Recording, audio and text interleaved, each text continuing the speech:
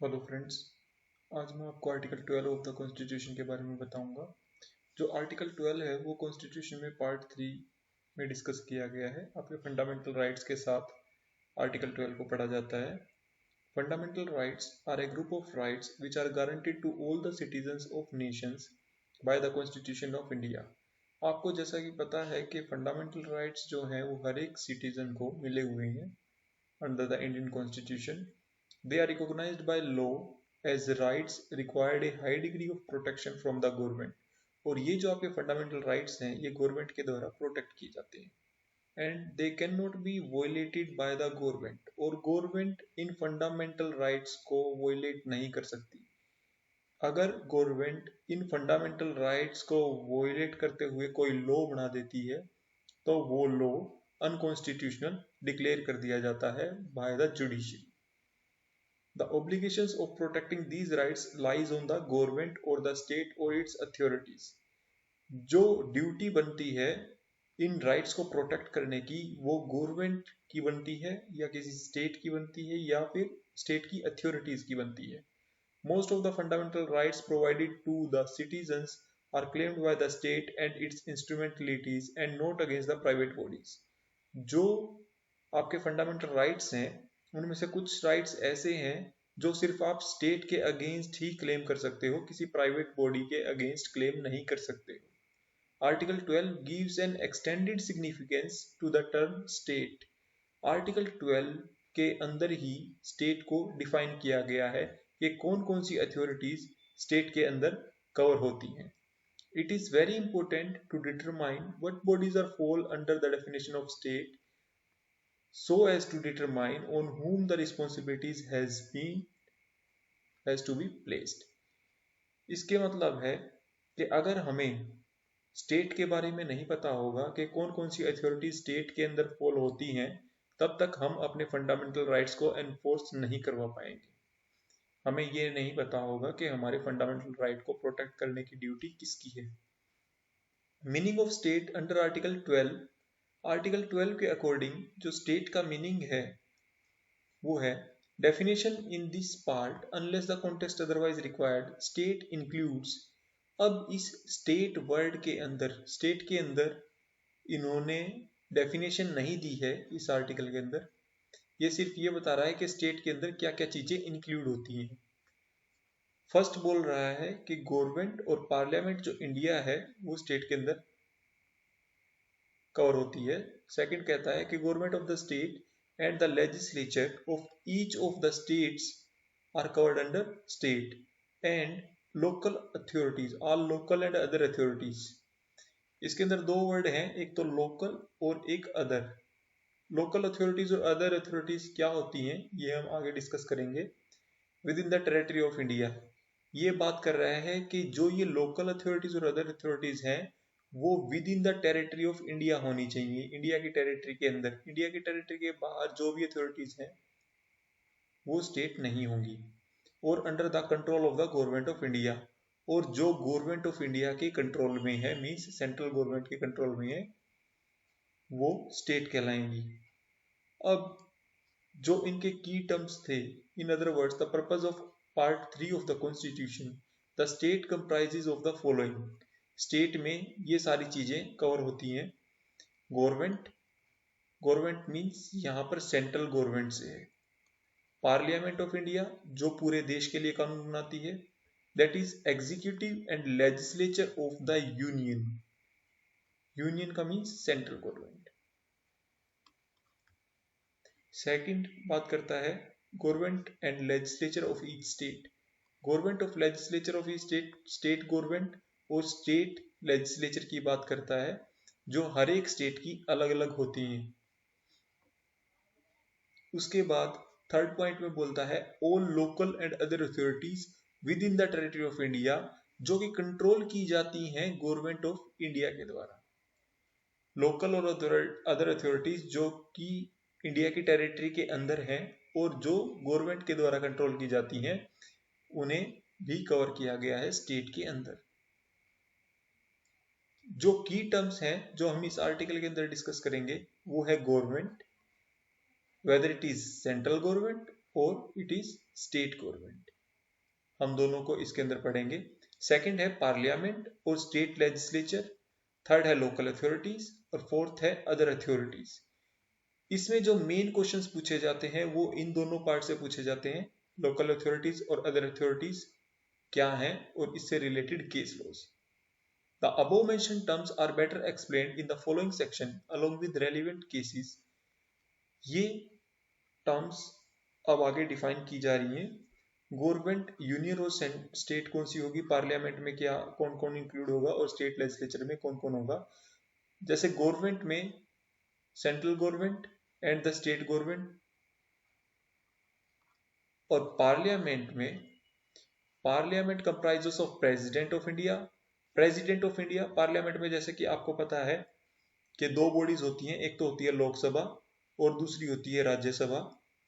और जब कोई बिल पास कर दिया जाता है दोनों बॉडीज के द्वारा तो वो प्रेसिडेंट के पास जाता है फॉर हिज एसेंट। जो फाइनल एसेंट होती है वो प्रेसिडेंट की ही मिलती है उस बिल को, और तभी वो कानून बनता है।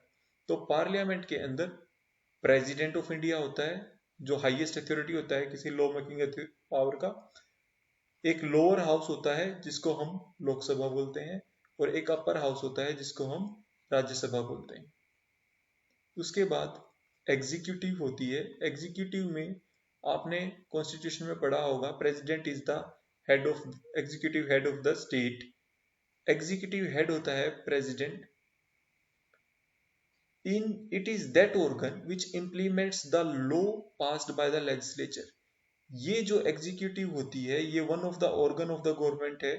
गवर्नमेंट की तीन ऑर्गन्स होती हैं, executive, legislative and judiciary. Executive, legislative and judiciary.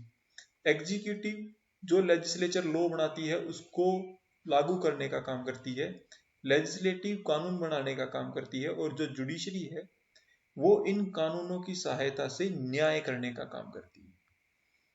तो तीनों ऑर्गन्स के अपने अपने काम हैं।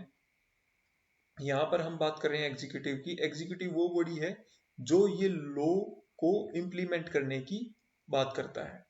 And the policies of the government, और जो गवर्नमेंट पॉलिसीज बनाती है उसको भी एग्जीक्यूटिव ही इम्प्लीमेंट करती है। The rise of the welfare state has tremendously increased the functions of the state and in reality of the executive.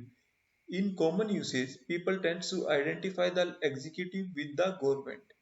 आज के टाइम पे लोग एग्जीक्यूटिव को आइडेंटिफाई कर रहे हैं कि अथॉरिटीज कौन सी होंगी, एग्जीक्यूटिव को आइडेंटिफाई करने का काम कर रहे हैं, क्योंकि जितनी भी गवर्नमेंट अथॉरिटीज हैं या स्टेट हैं वो एग्जीक्यूटिव के अंदर इंक्लूड होती हैं, एग्जीक्यूटिव और लेजिस्लेटिव के अंदर। Judiciary is not a state when it is acting judiciary. अगर कोई भी जज जुडिशियल एक्ट कर रहा है तो वो स्टेट के अंदर नहीं आता है। इसके बारे में हम आगे पढ़ेंगे।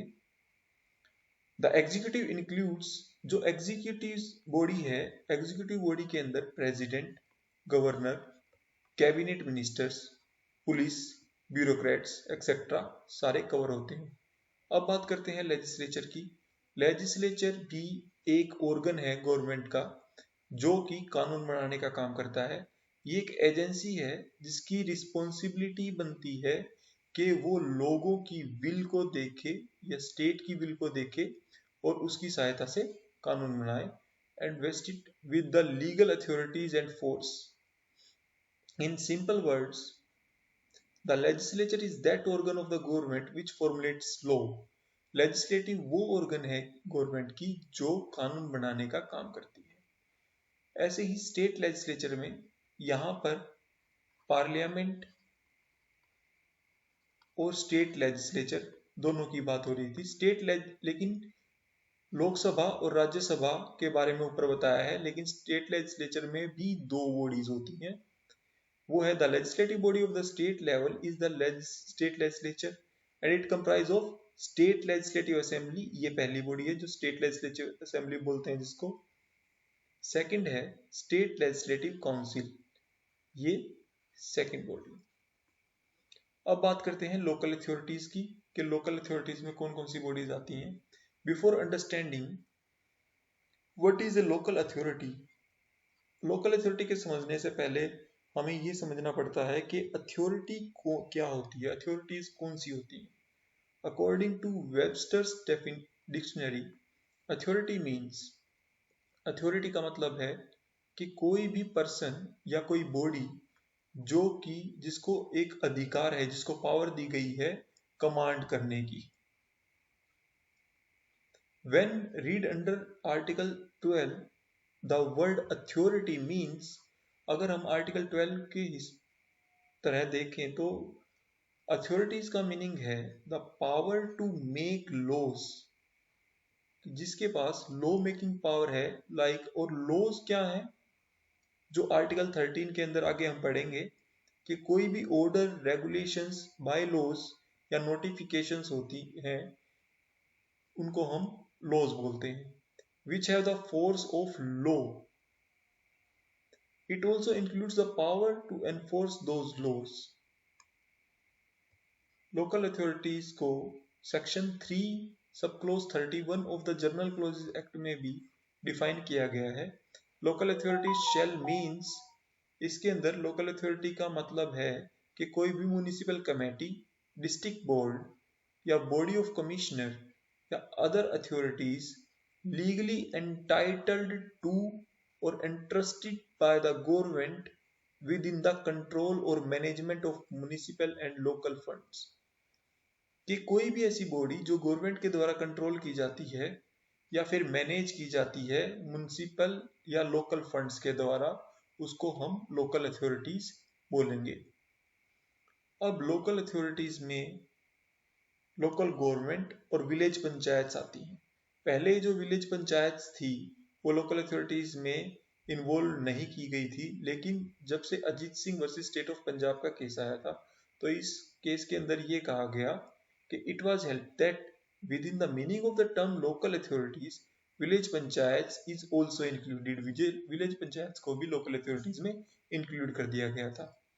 Local authorities according to entry 5 of list 2 and 7 schedule, local government के अंदर इंक्लूड करते हैं municipal corporations, improvement trust, district boards, mining settlement authorities and other local authorities for the purpose of self government और village administration. इन सारी चीजों को local government में इंक्लूड किया गया था। अब बात करते हैं अदर अथॉरिटीज की। अदर अथॉरिटीज के अंदर the term other authorities in article 12 has nowhere been defined. Other authorities article 12 के अंदर कहीं भी डिफाइन नहीं की गई हैं, लेकिन इनको हम कुछ केस लॉज की सहायता से देखेंगे। Neither in the constitution nor in general clauses act nor any other statute of India, therefore it's interpretation has caused a good deal of difficulties and judicial opinions have been undergone changes over time. Time to time judiciary ने local other authorities को अपने ही judgements में define किया है।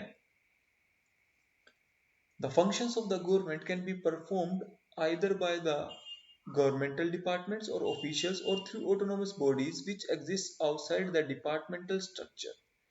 जो functions हैं government के, वो या तो गवर्नमेंट डिपार्टमेंट्स के द्वारा परफॉर्म किए जाते हैं या उनके ऑफिशियल्स के द्वारा परफॉर्म किए जाते हैं, या कुछ बॉडीज जो बनाई गई हैं गवर्नमेंट के द्वारा, जो गवर्नमेंट के द्वारा कंट्रोल की जाती हैं, उनके द्वारा परफॉर्म किए जाते हैं। उन सभी को अदर अथॉरिटीज के अंदर डाला गया है। So for the purpose of determining what other authorities को देखने के लिए कि क्या क्या चीजें अथॉरिटीज में आती हैं, हम जुडिशरी की इन जजमेंट्स को कंसीडर करेंगे। सबसे पहले आया था university of Madras versus Shantabai का केस। बहुत ही फेमस केस है। The Madras high court evolved the principle of ejusdem generis. यहाँ पर एक लीगल मैगजीन का जिक्र किया इस अथॉरिटी में, एजेस्डम जनरस का, जिसका मतलब है ऑफ द लाइक नेचर, मतलब एक जैसा सा। It means that only those authorities are covered under the expression other authorities which perform governmental or sovereign functions। इसके अंदर कहा गया कि सिर्फ वही अथॉरिटीज अदर अथॉरिटीज के अंदर कवर की जाएंगी जो गवर्नमेंट फंक्शंस परफॉर्म कर रही हो या फिर सॉवरेन फंक्शंस परफॉर्म कर रही हो।